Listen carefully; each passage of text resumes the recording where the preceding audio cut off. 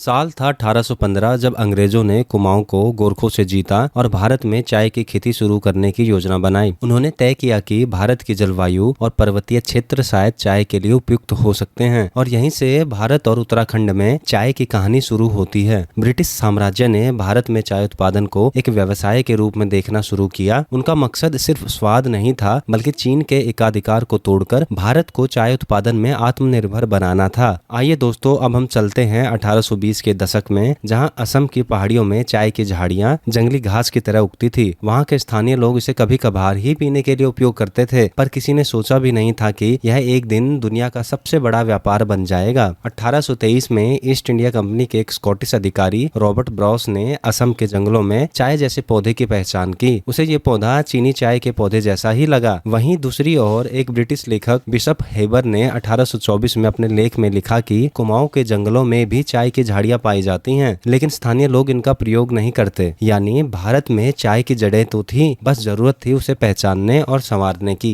फिर 1823 के बाद अंग्रेजों ने दक्षिण भारत और पूर्वोत्तर के पहाड़ी इलाकों में बड़े स्तर पर चाय के बागानों का प्रयोग करना शुरू कर दिया। उस समय भारत के गवर्नर जनरल थे लॉर्ड विलियम बेंटिक। उन्होंने 1834 में आदेश दिया कि जहाँ जहाँ चाय की झाड़ियां अपने आप उग रही हैं, उनकी सरकारी सूची बनाई जाए। फिर क्या था, अगले ही साल यानी 1835 में असम के जंगलों से चाय की पत्तियां तोड़ी गई, थैलों और बोरों में भरकर इंग्लैंड की महारानी के दरबार में भेज दी गई। 10 जनवरी 1835 को भारत की चाय की पहली खेप इंग्लैंड पहुंची। यह सिर्फ पत्तियों की नहीं बल्कि भारत के स्वाद, मिट्टी और परंपरा की पहली दस्तक थी दुनिया की चाय की रसोई में। इधर डॉक्टर जॉन फोर्ब्स रॉयल, जो सहारनपुर के सरकारी वनस्पति उद्यान में अधीक्षक थे, उन्हें पूरा विश्वास था कि कुमाऊं और गढ़वाल की नम और ठंडी जलवायु चाय की खेती के लिए बहुत उपयुक्त है। उन्होंने 1827 में ब्रिटिश सरकार से अनुरोध किया कि जो जमीन बंजर या बिना खेती की है उसे चाय के बागानों के लिए अंग्रेजों को दी जाए, क्योंकि 1823 के भूमि बंदोबस्त कानून के अनुसार अंग्रेज बिना सरकारी आदेश के भारत में प्राइवेट जमीन नहीं खरीद सकते थे। इसलिए डॉक्टर रॉयल ने सरकार को यह सुझाव भी दिया कि इस जमीन पर चाय की खेती शुरू की जाए। फिर 1834 में उन्होंने यह प्रस्ताव तत्कालीन governor general Lord William Bentinck को दिया। बेंटिक ने तुरंत इस पर एक विशेष समिति बना दी। इस समिति का काम 3 भागों में बांटा गया। पहले उन जगहों की पहचान की जाए जहां चाय के बागान लगाए जा सकते हैं, फिर उस इलाके की जलवायु के अनुकूल चाय के पौधे मंगाए जाएं और फिर चीन से चाय के विशेषज्ञ बुलाए जाएं जो पूरी प्रोसेस की निगरानी करें। इस योजना को आगे बढ़ाने के लिए कुमाऊं के कमिश्नर जॉर्ज विलियम ट्रेल ने जून 1834 में समिति को सरकार की ओर से पूरी मदद देने का आश्वासन दिया। उन्होंने कुमाऊं प्रांतीय बटालियन के पूर्व सेना नायक सर कोल्हन को सुझाव दिया कि शुरुआत में चाय की नर्सरी हवालबाग और भीमताल में लगाई जाए। इसी समय इंग्लैंड की संसद में डॉक्टर वॉलिक नाम के एक चाय विशेषज्ञ ने भी कुमाऊं, गढ़वाल और सिरमौर जैसे पहाड़ी इलाकों को चाय की खेती के लिए आदर्श बताया। अल्मोड़ा में 1822 से पौध संग्रहकर्ता के रूप में कार्यरत मिस्टर बिल्कीवर्थ और सरकारी उद्यान के सुपरिटेंडेंट डॉक्टर फॉकनर पहले ही कई जगहों को चाय की नर्सरी के लिए चुन चुके थे। 1834 में राजपुर और मसूरी के बीच झड़ी पानी को चाय के ट्रेनिंग और नर्सरी के लिए सबसे उपयुक्त माना गया। फिर दिसंबर 1835 में कलकत्ता से 2000 चाय के पौधे मंगवाए गए, जिन्हें अल्मोड़ा के लक्ष्मेश्वर और भीमताल के भरतपुर में लगाया गया। इसी साल टिहरी गढ़वाल में भी चाय की पौधशाला बनाई गई ताकि पहाड़ में चाय की खेती को आगे बढ़ाया जा सके। सन 1834 तक एक नया आदेश आ चुका था कि अब ब्रिटिश नागरिक भारत में निजी संपत्ति के मालिक हो सकते हैं। इसके बाद ही कुमाऊं और गढ़वाल के पहाड़ों में जो ऊंचाई वाले टीले थे वो अंग्रेजों को मुफ्त में दिए जाने लगे, लेकिन सिर्फ उन्हीं जगहों पर जहां जलवायु चाय की खेती के लिए उपयुक्त थी। इन इलाकों में पहले से कुछ स्थानों पर खुद ब खुद चाय की झाड़ियां उगती थी। इस पूरी प्रक्रिया को आगे बढ़ाने के लिए 1838 में एक कुशल अधिकारी रॉबर्ट फॉर्चून को चीन भेजा गया। उसका काम था चाय की झाड़ी को उगाने से लेकर उसकी पैकिंग तक की पूरी तकनीक सीखना। फॉर्चून न सिर्फ ये तकनीक समझ कर लौटा बल्कि अपने साथ कुछ अनुभवी चीनी कारीगर भी लेकर आया। इनकी निगरानी में ही पहाड़ों में पहली बार चाय की नर्सरी लगाई गई। फिर साल 1841 में अल्मोड़ा के लक्ष्मेश्वर में पहली चाय बगीचा तैयार हुआ। इसमें 3840 चाय के पौधे लगाए गए। इस बगीचे को डॉक्टर फॉकनर ने तैयार किया था, जो इससे पहले गढ़वाल में भी चाय बागानों की तैयारी कर चुके थे। उन्होंने चाय की खेती के औजार और 10 चीनी कामगारों का इंतजाम भी कर लिया था। इसी साल हवालबाग में भी एक चाय का बगीचा बना, जिसकी देखरेख मेजर कॉर्बेट कर रहे थे। बाद में यह बगीचा पहले सरकार और फिर लाला अमरनाथ शाह जी ने खरीद लिया। डॉक्टर फॉकनर द्वारा उगाए गए चाय की वैरायटी को उस समय के विशेषज्ञों ने असम की चाय से भी बेहतर बताया। लक्ष्मेश्वर में उगी इस चाय की खुशबू और रंगत इंग्लैंड में बहुत पसंद की गई। इसे चीन की मशहूर उलोंग चाय के मुकाबले की चाय माना गया।